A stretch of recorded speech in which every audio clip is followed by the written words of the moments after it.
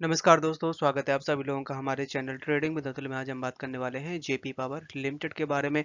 आज शेयर में आई है प्रॉफिट बुकिंग, जबकि मार्केट बहुत अच्छा था। सुबह तो ऐसा लग रहा था कि शायद यहाँ से गिरावट देखने को मिलेगी, बट मार्केट में 200 पॉइंट से ज़्यादा निफ्टी 50 में रैली बनती हुई देखी गई है। एक तरीके से सर्कुलेशन चलता हुआ देखा जा रहा है, पहले पावर सेक्टर में, फिर बैंकिंग सेक्टर में। आज के दिन आईटी में बहुत अच्छी तगड़ी रैली देखने को मिली है, क्योंकि काफ़ी टाइम तक आईटी सेक्टर काफ़ी ज़्यादा डाउन था और लोग उन शेयरों में कोई भी करने के लिए भी राजी नहीं था, जिस तरीके से उनकी परफॉर्मेंस अभी तक खराब आ रही थी। पर गाइस, मेरा मानना ये है कि यहाँ पे रिन्यूएबल एनर्जी और खासकर पावर सेक्टर में बहुत बड़ा बूम आने वाला है, खासकर 2030 तक। क्योंकि जिस तरीके से गवर्नमेंट पूरी प्लानिंग कर रही है कि हमें अपने इंडिया में कार्बन लेवल कम करना है। केवल इंडिया में नहीं, वर्ल्ड में भी जितनी कंपनियां हैं वो भी सारी इसी के पीछे भाग रही हैं। तो आज के दिन यहाँ पे दुबई में मीटिंग थी, जिसमें 100 प्लस से ज़्यादा कंट्रियों ने पार्ट लिया और वहां से एक बहुत बड़ा अपडेट आता हुआ देखा जा रहा है, जो कि गेम चेंजर साबित हो सकता है।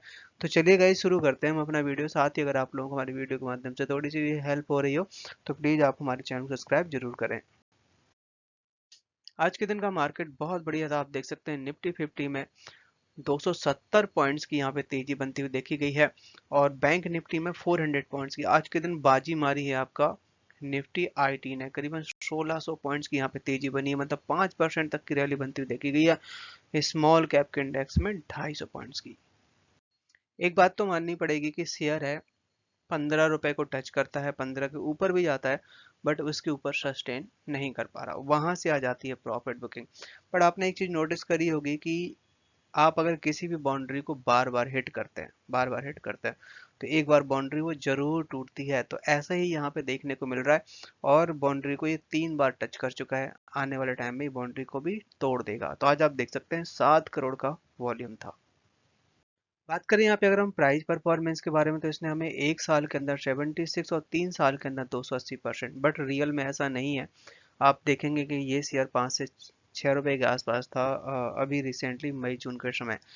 और जब इसके Q2 के नंबर आए थे बहुत तगड़े रहे थे और उसके बाद शेयर में बहुत तेजी बनती हुई देखी गई और शेयर जो कि सीधे इस समय 15 रुपए के आसपास चल रहा है। अब यहाँ पे उम्मीदें जताई जा रही हैं Q3 के नंबर से। आज के दिन दुबई में एक मीटिंग होती हुई देखी गई है, खासकर COP28, जिसमें रिन्यूएबल एनर्जी को डबल करने की बात कही गई है। तो इसमें बहुत सारी कंपनियों का, बहुत सारे एक्सपर्ट का ये कह रहे हैं कि ये इतना आसान नहीं है। जिसमें बताया गया है कि यहाँ पे सोलर विंड में बहुत तगड़ी रैली बनती हुई देखी जा सकती है आने वाले टाइम में। बट माना यह जा रहा है कि अपना जो टारगेट है 11,000 गीगावाट का टारगेट है फॉर 6 ईयर के लिए, मतलब कि more than higher than current projection. अभी रिसेंटली यहाँ पे 9,000 गीगा वॉट इस समय चल रहा है। तो आने वाले टाइम में मतलब कि 2030 तक हम 11,000 गीगावाट का टारगेट है, जिसमें सोलर विंड की कंपनी में बहुत ज़्यादा बेनिफिट हो सकता है। इस सारी रिपोर्ट में यहाँ पे इंटरनेशनल एनर्जी एजेंसी की तरफ से एक बहुत बड़ा खुलासा किया गया है कि करीबन $600 बिलियन का ग्लोबली लास्ट ईयर खर्चा किया गया था और अब जो अपना टारगेट बढ़ाया गया है, तो यहाँ पे और भी ज़्यादा लोन की रिक्वायरमेंट पड़ने वाली है। बट इसके पीछे एक प्रॉब्लम भी समझ में आ रही है। क्या है वो प्रॉब्लम? की जिस तरीके से विंड टरबाइन, मतलब कि विंड टरबाइन का प्रोडक्शन बहुत ज़्यादा स्लो है, क्योंकि लेबर की शॉर्टेज है और जो विंड टरबाइन और सोलर में जो भी कंपोनेंट यूज होते हैं उनकी कॉस्ट भी बढ़ती हुई देखी जा रही है। तो ये एक सबसे बड़ा फैक्टर दिखाई दे रहा है। बताया जा रहा है कि यहाँ पे इंडिया चाइना, जो कि ये जो अपनी मीटिंग है COP28, जिसमें इंडिया चाइना सबसे बड़ा कंट्री है और इनका एक अहम रोल हो सकता है। बट यहाँ पे इंडिया चाइना इस बात के लिए मानने को तैयार नहीं है, क्योंकि मेरा मानना यह है कि जो भी डेवलप्ड कंट्री हैं वो एक तरीके से गेम खेलती हुई दिखाई दे रही हैं। क्या है कि इंडिया एक डेवलप्ड कंट्री है और जो कंट्री डेवलप हो चुकी है, तो उनके लिए तो ग्रोथ इतना मायने नहीं रखती क्योंकि उन्होंने सारी चीजें अचीव कर ली हैं। बट अब यहाँ पे जो मतलब कंट्री डेवलप कर रही हैं, ग्रोथ मोड पे हैं, तो उनको आप कह रहे हो कि आप इस यहाँ पे साइन करें जो COP28 है, और उसके बाद आप ये कोयले वाले जो बिजनेस है उनको बंद कर दें, या फिर कोई ऐसा बिजनेस नहीं करेंगे जिससे कार्बन ज़्यादा फैल सके। तो यहाँ पे इंडिया और चाइना खासकर एक बहुत बड़ा पार्ट है, मतलब वर्ल्ड में, तो जिसमें इनका अहम रोल हो सकता है। बट ये यहाँ पे एक तरीके से एग्रीमेंट होता हुआ नहीं दिखाई दे रहा। चाइना और इंडिया दोनों मिलके वर्ल्ड का जो टारगेट है वो अचीव करवा सकते हैं, क्योंकि मेजर रोल प्ले करते हैं, जिसमें चाइना सबसे ज़्यादा कार्बन प्रोड्यूस करता है और इंडिया थर्ड नंबर पे आता है।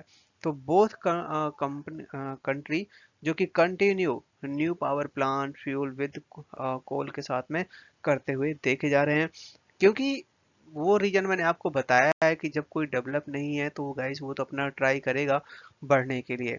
बट यहाँ पे आने वाले टाइम ये बिल्कुल ठीक बात है कि रिन्यूएबल एनर्जी के लिए बहुत अच्छा रह सकता है। आपने देखा होगा कि अडानी के जो शेयर हैं बहुत तेजी से भागते हुए देखे जा रहे हैं, क्योंकि ये जगह जगह इन्वेस्टमेंट करते हुए देखे जा रहे हैं, क्योंकि अडानी के पास बहुत पैसा है। और जिस तरीके से नई टेक्नोलॉजी के साथ में अभी गवर्नमेंट की एक गाइडलाइन आई थी कि जो पुराना जो डिजाइन था उसको चेंज किया जाए, क्योंकि अपने पास उतनी स्पेस नहीं है, चाहे आप सोलर में ले लो चाहे विंड में ले लो, तो जिसमें अडानी और अंबानी दोनों ही काफी आगे निकलते हुए देखे जा। रिसेंटली उन्होंने 750 मिलियन डॉलर इन्वेस्ट किया है श्रीलंका में। जेपी ग्रुप एक छोटा नहीं है, आप देख सकते हैं बहुत सारी कंपनियां हैं इसके अंडर में जेपी के नाम से, जिसमें जेपी पावर की ही अगर हम बात करें तो यहाँ पे आप देख सकते हैं कि स्टेट बैंक ऑफ इंडिया के साथ में आप देख सकते हैं 1500 लाख मार्च 2023, और आउटस्टैंडिंग टू एक्सटेंडेड लोन है जो कि यहाँ पे 70,333 लाख हो चुका है। अब ये जो लोन है बहुत सारे जो सब्सिडी कंपनी है उनका है, ये सारा सारा लोन है, तो इसमें से काफ़ी हद तक लोन चुका दिया गया है, जिससे आपको कंपनी के जो रिजल्ट आए हैं वो थोड़े से निराशाजनक लग रहे हैं। संजीव मशीन की तरफ से कुछ ऐसे स्टॉक बताए गए हैं जिनमें हम SIP शुरू कर सकते हैं, जो कि लॉन्ग टर्म के हिसाब से मल्टी बैगर साबित हो सकते हैं, जिसमें काफ़ी हद तक तो लार्ज कैप हैं, काफ़ी उसके बाद फिर मिड कैप हैं, स्मॉल कैप हैं। तो यहाँ पे आप देख सकते हैं PFC, NTPC, कोल इंडिया, यहाँ तक कि और जो छोटे छोटे स्टॉक हैं उनके भी नाम शामिल हैं। बताया जा रहा है कि इंडिया और पाकिस्तान का जो बॉर्डर है बहुत बड़ा बॉर्डर है, जहाँ पे क्या है कि एकदम से डेजर्ट है, और वहाँ पे बहुत गर्म हवाएं हवा बहुत चलती है, जहाँ पे रिन्यूएबल एनर्जी बहुत ज़्यादा सक्सेस है, विंड और आपका सोलर। सो यहाँ पे गवर्नमेंट की तरफ से बड़े प्रोजेक्ट की अनाउंस कर दी गई है पाकिस्तान और इंडिया बॉर्डर पे, जो कि डेजर्ट है, और इसको यहाँ पे 3 साल के अंदर कंप्लीट किया जाएगा। Solar and wind energy project will be so big that will visible from space according to development.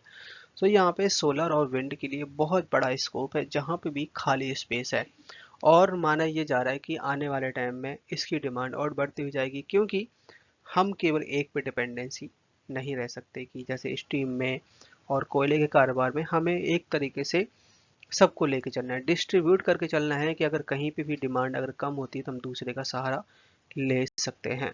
तो ये यहाँ पे जो भी कंपनियां रिन्यूएबल एनर्जी पे काम करते हैं उनके लिए बहुत बड़ी बेनिफिशियल न्यूज है। आज के दिन शेयर ने हाई बनाया 14.55 का, लो बनाया यहाँ पे 14.10 का, क्लोजिंग दिया 14.10 पे, 1.5% तक की डाउन साइड दिखाई दी है। शेयर है जो कि 2 बार 15 रुपए को टच कर चुका है, तो यहाँ पे डबल टॉप बनता हुआ देखा जा रहा है, आप देख सकते हैं।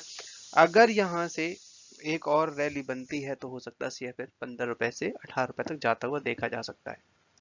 सेंट्रल गवर्नमेंट की तरफ से एक बड़ी खबर आती हुई देखी जा रही है, वो भी आप देख सकते हैं न्यू पावर प्लांट्स के लिए, जो कि 610% फ्रॉम 40%। कुछ समय पहले गवर्नमेंट की तरफ से ये गाइडलाइन बनाई गई थी कि अगर कोई भी न्यू पावर प्लांट खोला जाता है तो वहाँ पे 40% की जो इलेक्ट्रिसिटी है वो रिन्यूएबल एनर्जी से ही की जाएगी, बट उसको घटा के यहाँ पे अब 6 से 10% कर दिया गया है, जिसमें गाइस यहाँ पे गवर्नमेंट का एक मिक्सर सा प्लान देखने को मिल रहा है कि हम रिन्यूएबल एनर्जी पे भी काफ़ी तेज़ी से बढ़ेंगे, साथ ही हम एक दूसरा भी स्टेप लेके चलेंगे। ऐसा ना हो कि हम रिन्यूएबल एनर्जी में ही सारा फोकस कर दें और ये कोयले से चलने वाला कारोबार खत्म हो जाए। डीआईएस ने अपना मामूली सा स्टेक यहाँ पे कम किया हुआ, आप देखिए कि जून के महीने में 22.22% तक का स्टेक था, जिसको घटा के 21.72% कर दिया है। यहाँ पे आईसीआईसीआई बैंक के पास सबसे ज़्यादा स्टेक है, करीबन 10% तक का स्टेक ये लोग होल्ड करते हैं। और इसके बाद फिर है सेंट्रल बैंक ऑफ इंडिया, जो कि 3.5% के आसपास, एलआईसी के पास करीबन 1.5% के आसपास। तो आप देख सकते हैं कि यहाँ पे सारी की सारी जो होल्डिंग है ज़्यादातर बैंकों के पास में है, एलआईसी के पास में है, तो इन लोगों ने दबा के बाइंग कर रखी है। बात की जाए यहाँ पे एफआईआई के बारे में, तो यहाँ पे आप देख सकते हैं कि एफआईआई ने करीबन अपनी जिनकी जो होल्डिंग थी 2.83% थी, जिसको बढ़ा के यहाँ पे 3.38% कर दी है।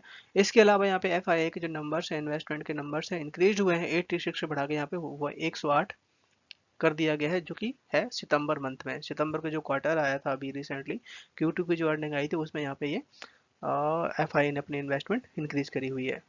एफआईआई के नंबर्स के बारे में अगर बात की जाए तो इन्होंने, आप देखिए कि पिछले साल के नंबर से इस बार काफ़ी ज़्यादा स्टेक बढ़ा दिया, ऑलमोस्ट डबल कर दिया।